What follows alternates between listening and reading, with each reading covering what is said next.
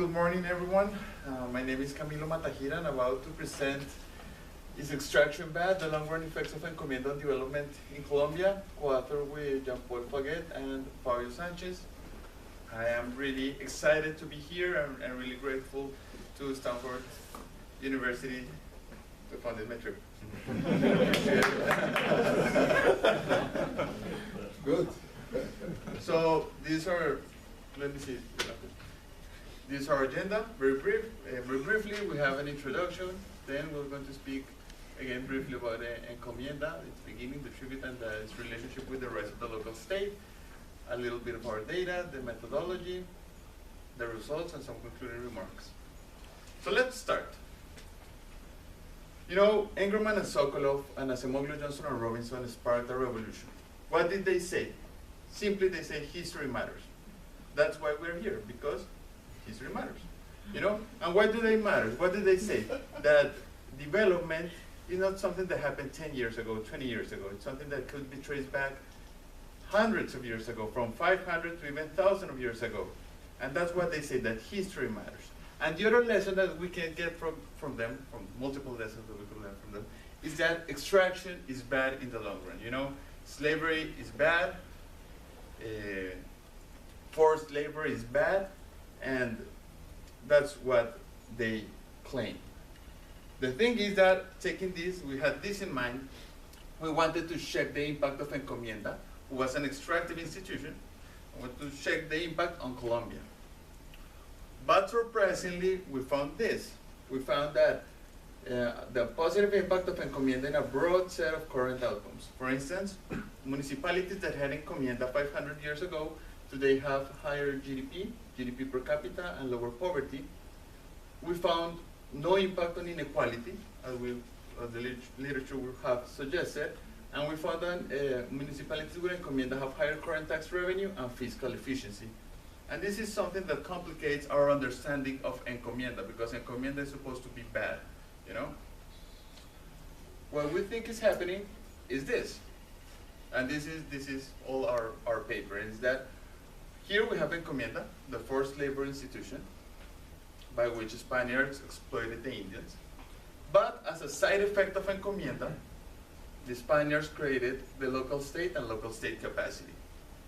Encomienda disappeared when the Indians died, but the state persisted in the long run.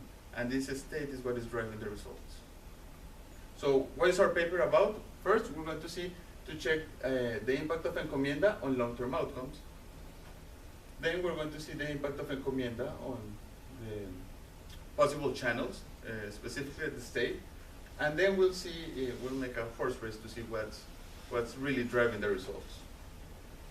So let's start with Encomienda. It's really nice to be surrounded by people some of them who actually know what Encomienda is, so it makes my work easier. But let's take Jaeger's definition of Encomienda. Encomienda was a system of forced labor implemented by the Spaniards in America during the 16th, 17th, and 18th centuries. Encomienda was all over the place in Spanish America, from Mexico to Chile. It was everywhere where there was more or less indigenous population. In this institution, Spaniards received restricted property rights over Indian labor. The Spaniards could extract tribute in the form of goods, metals, money, or direct labor services. Indians did not belong to the Spaniard, and this is important because in slavery, you own the slave. And it's in your best interest to treat him right so that he doesn't die. But in this case, you have to return the Indians to the crown, so it's in your best interest to exploit them as much as you can. And the Spaniards get all this in exchange for what? A tax to the crown called Quinto Real, 20% tax, in exchange to defend the area and protect the Indians and teach the Catholic faith. And this is how the tribute of Encomienda looked like in 1555 for 3 communities, named Guatavita, Suezca, and Cota. So let's see, Guatavita had to pay 2,400 in money, pesos of 7.5 carats. So its encomendero had to provide 240 mantas. Mantas were square pieces of clothing, 1 meter by 1 meter, sold by the Indians. They had to provide 32 Indians for personal service, 32 fanegas of maize, that is more or less 3 tons. to 3 tons of maize, had to provide wheat, potatoes, large beams for buildings, small beams for buildings, rods, wood for cooking, fodder for the horses, and they had to provide deers too. And as I told you before, the encomienda had a relationship with the rise of the local state. What happened that these Spaniards, after they distributed the gems, the gold, and distributed the Indians, they founded the cities that now today persisted. The same cities that, for instance, Bogota and all those were founded by encomenderos. And when they founded the city, they established a cabildo, a town hall, a plaza, a church, a jail, and sometimes a notary. So they founded the cities with this primitive state capacity. And through this town hall, they made a syndicate, an union against crown interests. That's the first duty of the town hall. And they also had the judiciary power over the Indians to punish them if they behaved bad. So let's see our data. Data come from several sources. The primary variable is the number of tributary Indians who comes from visitas 1560. Visitas were audits made by crown officials. In this case, this crown official was called Tomas Lopez, who traveled all around Colombia looking for the encomiendas. He counted the Indians, he checked the tribe, and he made a report to the crown. It took like more or less between 2 or 3 years to travel all around Colombia gathering this data. And his conclusion was this, in Spanish, hay defraude contra su majestad. So what he was saying was, Your Majesty, there's fraud all over the place. Indians are stealing from encomenderos, encomenderos are stealing from the royal treasurer, and the royal treasurer is stealing from you. And it was, that was happening at the time. So let's see how our data look like. Here we have, here is the Spaniard, in this case, Sebastián Garcia, who was single. He had a pueblo de indios, a chiefdom named Alago, who had number of Indians. He had 180. Number of Indians to go to the mines, he had 11, and mantas that he had to pay were 14. So we have this tribute that was coded by chiefdom name. And you know, there's something very interesting. I have to tell you this story. You know, my last name is very weird. It's Matahira, that sounds like Asian, or, you know? And everyone always asks me, like, hey Camilo, where's your last name from? Since I was a little child. And I asked my dad, where did my last came from? And he said, no, I guess it's like Japanese or something like that. So I grew up thinking that my last name was Japanese. And I was convinced of that. The thing is that when doing this research, I came to find that there was an encomienda called Matagira with not with J, but with G. And then I found out that it's not, I'm not like Japanese or something like that. It's more visible that I am Indian accent, you know? So I found that my great-great-great-grandfather was a chief, and that's great, you know? That's why I'm bossy, you know? Well, so we have data by chiefdom name, you know? So the thing is, how do we match chiefdoms to municipalities? So what we do is that we use a toponymal dictionary. Toponymy is the study of names.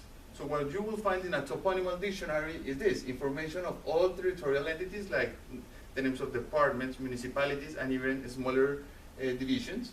You'll have the names of geographical features, just like rivers, rocks, mountains, things like that, and the names of cultural and ethnic places. So what we do is that, well, here's an example. There was this chiefdom named Chapaima.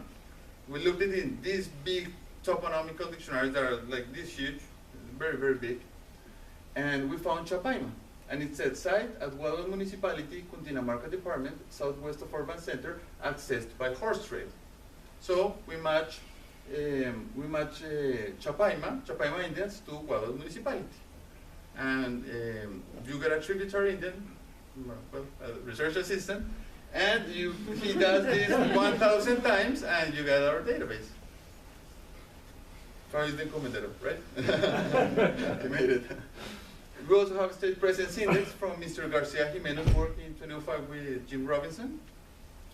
And all the other outcomes are from panel sede, and unless otherwise stated, all variables are merged in 2005. And here is how the georeferencing of encomienda looks like in Colombia.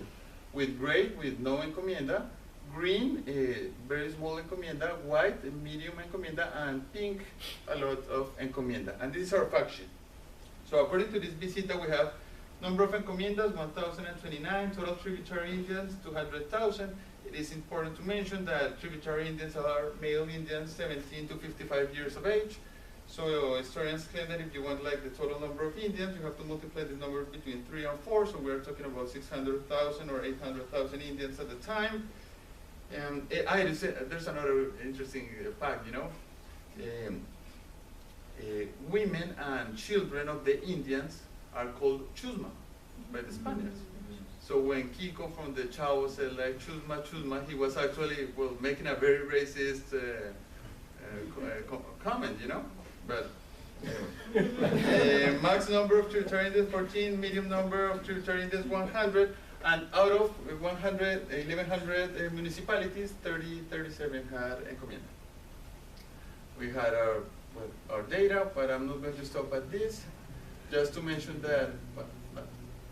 So what is our strategy?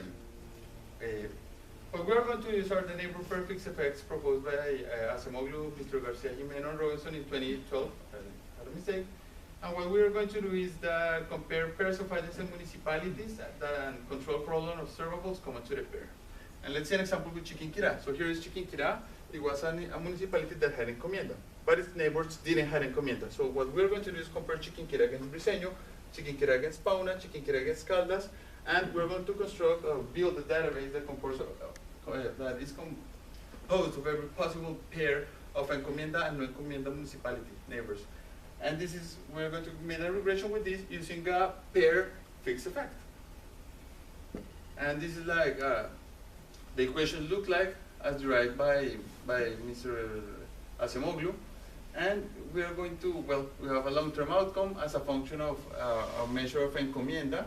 We're also going to control with geographic, we're going to have geographic controls and our pair fixed effect, and our geographic controls include almost all that we can, that is everything like terrain aptitude index, linear, quadratic, and cubic distance to department capital and distance to Bogota, official municipal area, elevation, latitude, longitude, average rainfall, river density, and department fixed effects. But even after our strategy, we know there are endogeneity concerns. Why? Because encomienda had a one-to-one relationship with previous indigenous settlements. And you know, indigenous settlements are not random. So what do we propose as an instrument?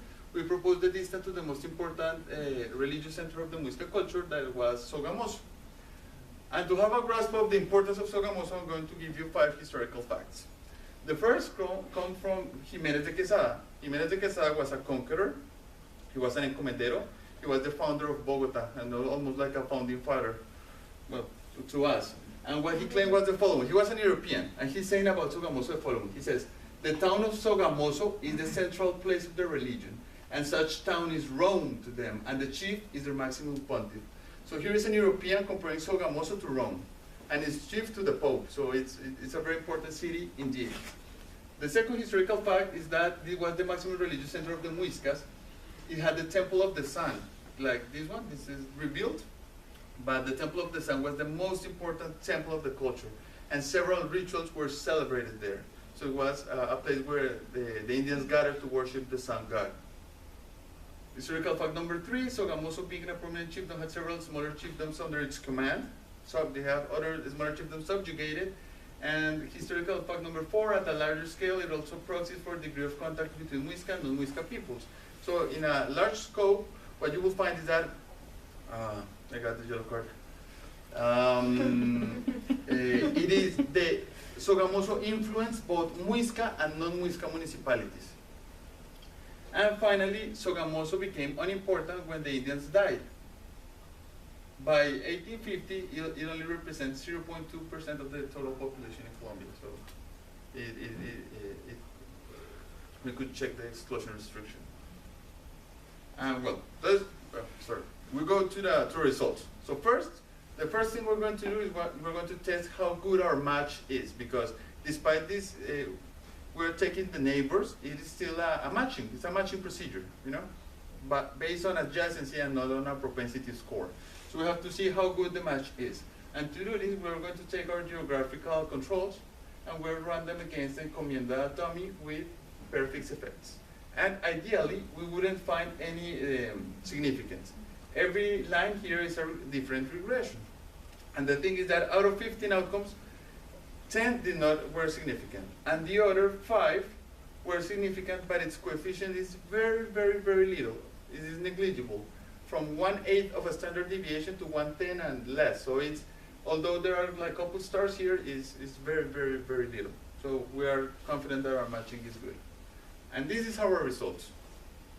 Here we have neighbor prefix effects and neighbor prefix effects IB. And every line is a different regression. Here we have the dependent variable.